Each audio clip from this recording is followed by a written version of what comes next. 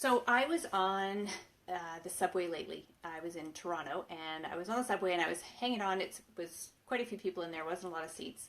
And I was checking in with my pelvic floor. So I'm going to demonstrate a little bit about what it was like. I've got my BOSU behind me and it was the closest thing that I could find to mimic kind of what I was going through.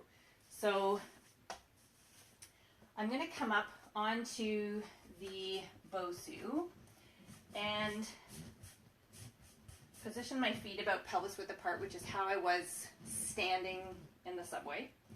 And first thing I want you to do is just kind of check in, move around a little or allow the BOSU to move you around. And I recommend hanging on to something, kind of mimicking again what you would be doing in the subway.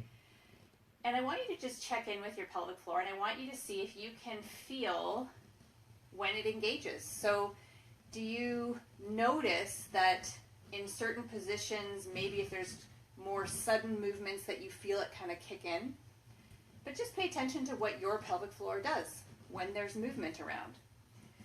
And then what I was doing was I was adding on my Kegel or my core breath while the train was moving. So I was asking my pelvic floor, my core, to respond to a less than perfect time. So usually when we're doing our Kegels or our core breathing, I have you get into perfect alignment and you coordinate with your breath and you get your pelvic floor cue.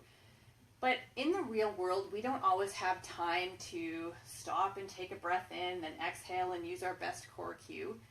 When we can do things deliberately, that's a good way to keep it in our awareness. But in real life, things happen. We're on the subway, there's a sudden stop and you kind of get thrown around and you want your pelvic floor to be there working with you. So I was doing my core breath, so I was activating my pelvic floor and holding it for usually about 5 seconds or so and allowing it to hold me while I went through the various movements that happen on a subway.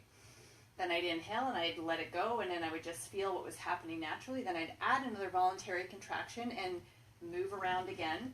And it's a nice dynamic way to train your pelvic floor, again, in a less than perfect position, because at the end of the day, we don't always have the time to do that. So make sure your pelvic floor has opportunities to be challenged in a variety of planes of movement and a variety of movement in real life situations.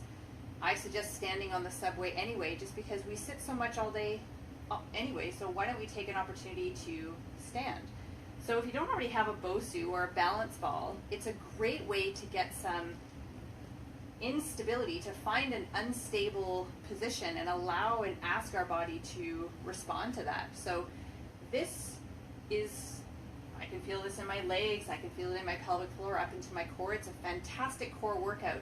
So subway Kegels or subway core training, I think it's maybe it's the newest exercise craze that's going to take over the world. So anyway, that's it for today. So if you can today incorporate some instability to your base of support and ask your pelvic floor to come along for the ride. All right, see you next time.